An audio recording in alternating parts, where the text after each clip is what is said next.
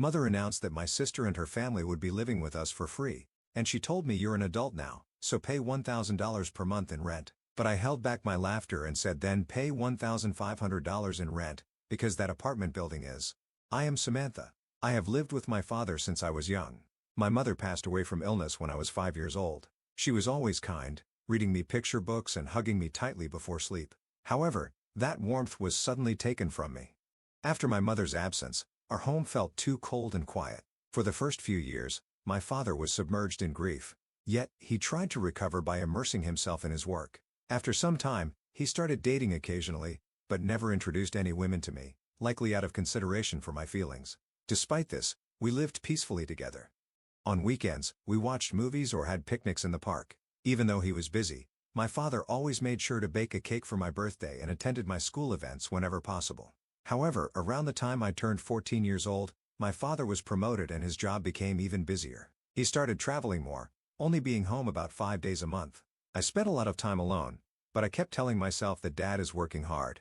Even though I felt lonely, I believed our relationship was still one of mutual support, but I was mistaken.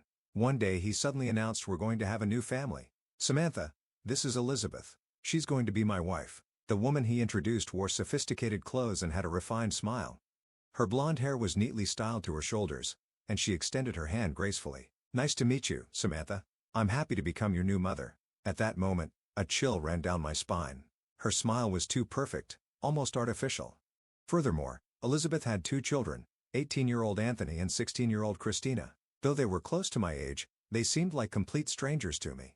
Let's get along as a family, Elizabeth said, but a sense of unease spread within me. As soon as Elizabeth and her children moved in, the atmosphere changed. Initially, Elizabeth acted kindly, smiling and saying, "Let's get along, Samantha." However, when my father left for his first business trip, her attitude shifted. "Samantha, you're part of the family, so you'll help around the house, right?" Feeling a sense of discomfort with those words, I nodded and said, "Yes." Helping out with chores was fine, but soon it was clear that helping meant doing everything. I made breakfast, washed dishes, cleaned, and did laundry. Elizabeth drank coffee in the living room elegantly. Christina was busy with her smartphone, and Anthony was immersed in his games. One day I asked, "Hey, Christina, aren't you going to help too?" At that, Christina laughed dismissively. "What? Why should I? You do it. I'm busy with a photo shoot for my social media." Anthony snorted. "That's a woman's job." Elizabeth just sipped her coffee looking pleased.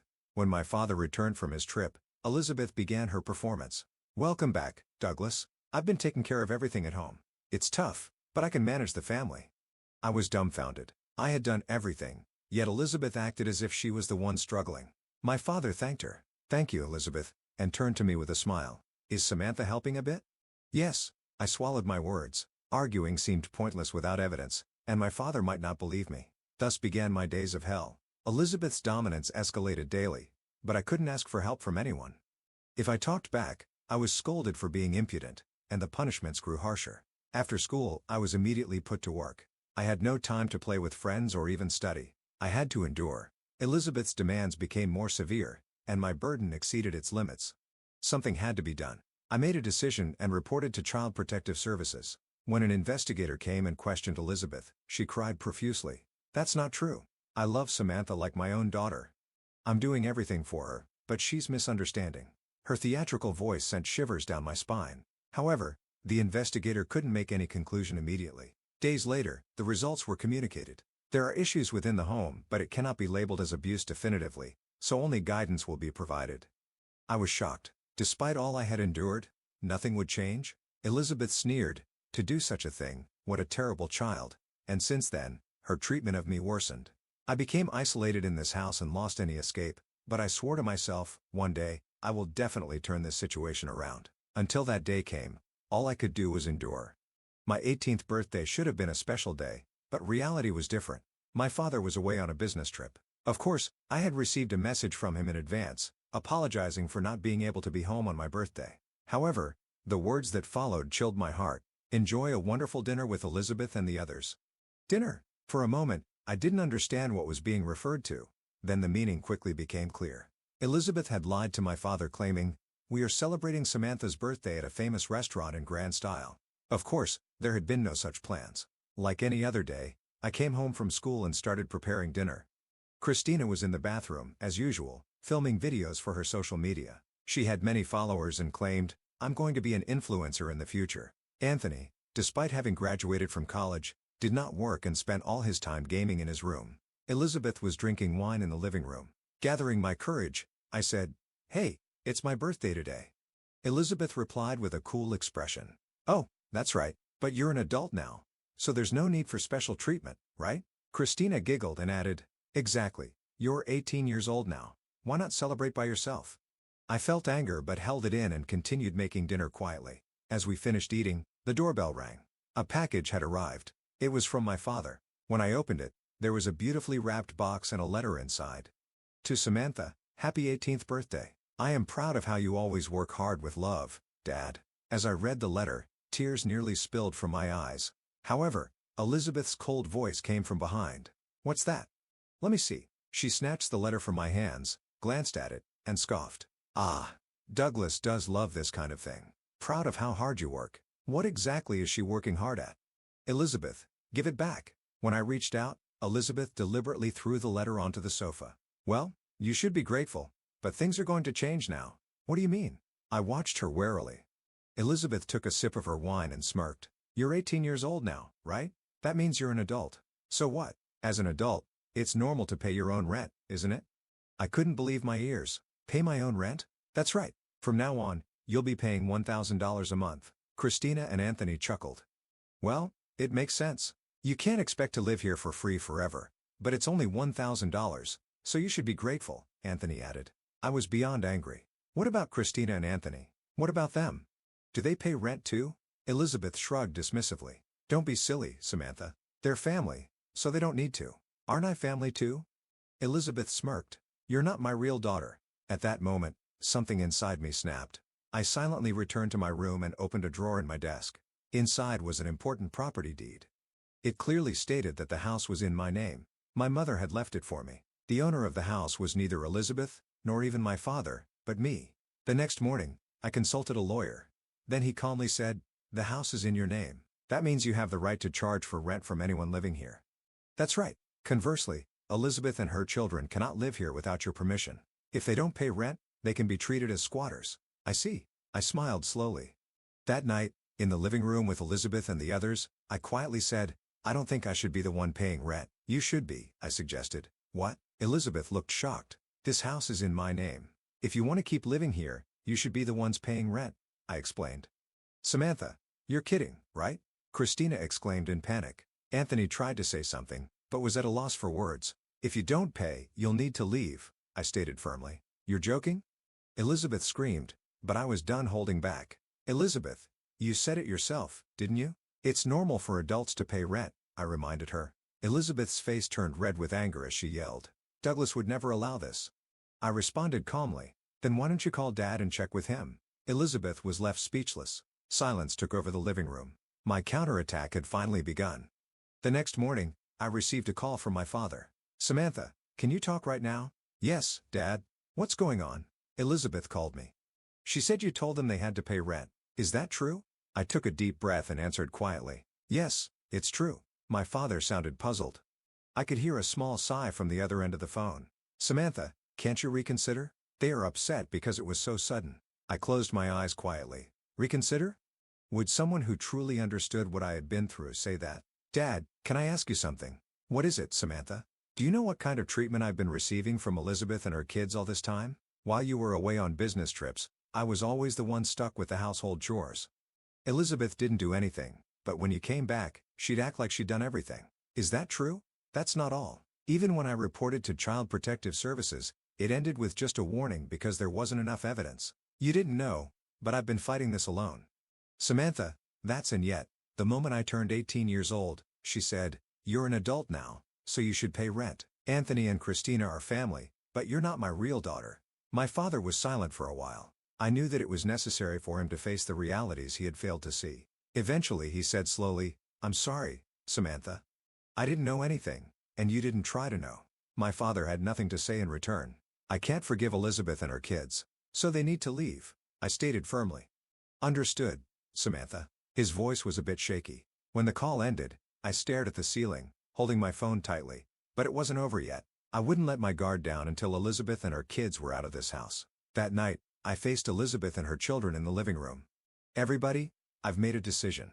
Elizabeth crossed her arms and glared at me coldly. Christina sat with a sullen look, crossing her legs, while Anthony was busy with his smartphone as usual. The house is in my name. If you want to stay, pay rent, but if you don't pay, you'll need to leave. Elizabeth scoffed. Samantha, you're joking, right? You're still a child and you say that. I'm an adult, right? Didn't you say that yourself? Elizabeth's expression stiffened. I've decided. You have 30 days to leave. Christina stood up abruptly, kicking the chair. What? Who do you think you are? This is Dad's house. No, it's my house. That's a lie. Elizabeth raised her voice, but I had already prepared the documents and placed them on the table. Here, the property deed. Feel free to check it. Elizabeth's complexion changed instantly. What? I can no longer forgive how you've treated me like a maid. So you need to leave this house. Elizabeth said with a trembling voice. Don't mess with me. A child like you doesn't have the right to decide something like this. The law seems to think otherwise. As I recalled the advice from my lawyer, I calmly informed them. If you don't vacate within 30 days, I can sue you for illegal occupancy. Anthony, still clutching his smartphone, muttered, seriously? Christina looked incredulous. I'll tell Dad. Elizabeth shouted. I already spoke to him. I replied calmly. What did he say? He said he understood. I said. Elizabeth's face turned pale. No, this can't be. Christina stood up yelling. This is ridiculous, kicked out by a kid like this. It's not ridiculous. I've made this decision, I stated. I stood up, gathered the documents, and added just one more thing. Pack your things within 30 days. I then left the living room. Behind me, I could hear Elizabeth's shouts and Christina's cries, but it didn't matter anymore. This is my house. Days passed since I notified Elizabeth and her children about the eviction. They were clearly panicking, but seemed to have no real intention of leaving. Christina and Anthony remained defiant, and Elizabeth was obviously scheming to corner me somehow. Then, finally, my father returned from his business trip. The moment I heard the front door open, I headed to the living room. Douglas. Elizabeth cried out, throwing herself at him in a scene that seemed straight out of a movie. Honey, you have to understand. Samantha suddenly started saying crazy things, trying to kick us out. Where are we supposed to go? She's confused. Please, say something to her. Elizabeth's performance was perfect. Crying desperately, she played the part of the unjustly ousted, pitiful stepmother. However, I wasn't going to be deceived. Neither was my father anymore. He gently peeled Elizabeth off him and said with a cold look, Elizabeth, stop the act. What, honey? Elizabeth froze. I contacted Child Protective Services, he continued. At those words, Elizabeth froze. The CPS? She repeated in a trembling voice. I had them verify what kind of treatment you were giving Samantha while I was away. How you've been treating her. His voice was stern. Honey, what are you talking about? I would never do such things. Don't lie, Elizabeth. His low voice cut her off. The CPS has records of past abuse reports from Samantha. There was no formal punishment due to insufficient evidence, but it was clear there were problems in the household. I quietly listened to their conversation, surprised yet relieved that my father hadn't just taken my word for it. He had actually checked the facts himself. But Elizabeth broke down, her voice teary. It's a misunderstanding. Samantha was just rebelling against me, exaggerating everything. I truly considered her family. So let me ask, he said sternly, looking down at Elizabeth. How did you spend Samantha's 18th birthday? Elizabeth stumbled over her words. Well, that is. You told me it would be celebrated grandly at a restaurant. But in reality, Samantha was making dinner. Elizabeth just opened and closed her mouth, unable to respond. I was too caught up in my work to see what was happening. But now I understand. What you've done is abuse. Elizabeth collapsed in tears. Please, Douglas, we're family, aren't we? Believe me. You said you loved me. He sighed and said emotionlessly. The person I loved wasn't lying to me. Elizabeth's face was drained of all colors. That's enough. We're getting a divorce. Christina and Anthony watched as their mother broke down. Why would you say that, Dad? Christina screamed. You're abandoning Mom? That's cruel. It's time for you two to face reality. He spoke quietly. You have always looked down on Samantha and pushed all the household chores onto her. It was wrong of me to have allowed this to go on, but I've reached my limit. Anthony stood up abruptly, kicking his chair. Don't mess with us. Where are we supposed to live now? I responded calmly. You'll have to figure that out on your own. Christina and Anthony glared at me, but their words no longer bothered me. Elizabeth was still trying to cling to Dad. Please, please, this is wrong. Don't abandon me. The one who kept deceiving me was you, he replied. With those words, he slowly left the room. Elizabeth collapsed in shock. I looked down at them and stated plainly, "Pack your things quickly and leave." Christina, her face turning red with anger, shouted, "Even if Dad abandons us, this is the only place we have. Are you going to pay the rent?" I asked calmly. Christina was left speechless. "If you don't pay, it will be considered illegal occupancy." At this, Elizabeth fell completely silent. There was no longer any arrogance or grace in her eyes, only the look of a defeated dog filled with despair. This was the end. I muttered that to myself as I quietly left the living room. A few days later, Dad officially filed for divorce. He proceeded quickly with the proceedings through a lawyer against Elizabeth. She was left completely clueless as she watched the family she had built up crumble before her eyes, but more damning facts came to light. It was discovered that Elizabeth had been using Dad's credit card without his permission in the past. This was considered financial exploitation and even credit card fraud, and Dad's lawyer was preparing for litigation. Receiving this news, Elizabeth was at a loss for words and ultimately lost everything. The false world she had been upholding crumbled completely, and she left the house with a stunned expression. Anthony and Christina, having lost Elizabeth's support, were at a loss for where to go. Anthony continuously moved from one friend's house to another in a nomadic lifestyle, while Christina went through a cycle of living with her boyfriend, breaking up, and then swiftly finding a new boyfriend to ensure she had a place to live. They were forced to face reality beyond the false family they had built. With the liberation from Elizabeth's toxic influence, a sense of subtle relief began to wash over me. As those who were no longer needed departed, the house gradually returned to a state of peaceful tranquility. The noisy days seemed like a lie as the house was enveloped in a calm atmosphere. It became excruciatingly clear to me just how disruptive Elizabeth, Anthony, and Christina had been to the harmony of my world. At the same time, my father expressed his remorse repeatedly. Initially overwhelmed by an indescribable surge of anger, as time progressed, I found myself able to methodically work through my tangled emotions. "Samantha, I am truly sorry for everything. I was completely oblivious to the struggles you were enduring." He earnestly apologized. Regret and frustration were evident in his words. At that moment, I was uncertain about how to react. Deep down, I still harbored feelings of resentment that I found hard to forgive. However, considering he had been manipulated by Elizabeth too, I couldn't bring myself to blame him completely in my heart. I began to think that perhaps my father was just another victim too.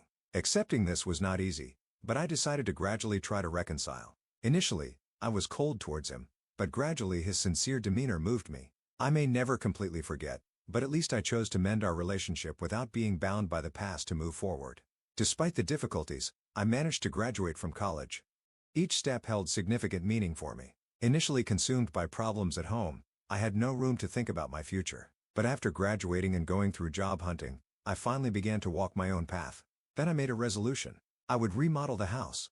I developed a desire to make that house a truly peaceful place this time.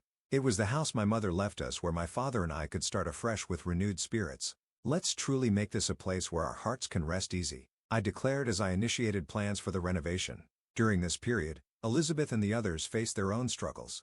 Following her defeat in court, Elizabeth found herself accumulating debt in an effort to manage repayments, leaving her no time to enjoy her previous luxuries like sipping elegantly on coffee or indulging in stylish attire, as she grappled with her new, harsh realities daily. Anthony was trying to find a job but was having trouble securing employment due to his past issues. He was desperately searching for job opportunities, but was not progressing well.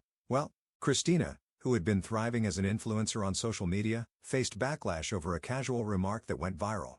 Furthermore, her past actions were exposed online, garnering resentment from followers. I realized that there was no longer a need for me to concern myself with their tribulations. With each step of the house's renovation, the anxiety and anger in my heart gradually faded. The act of renewing the house felt as though it was rejuvenating me as well, and I found myself increasingly eager to see the transformation. Finally, on the day everything was completed, warm light bathed the interior, casting a glow that filled the space with tranquility and a deep sense of security.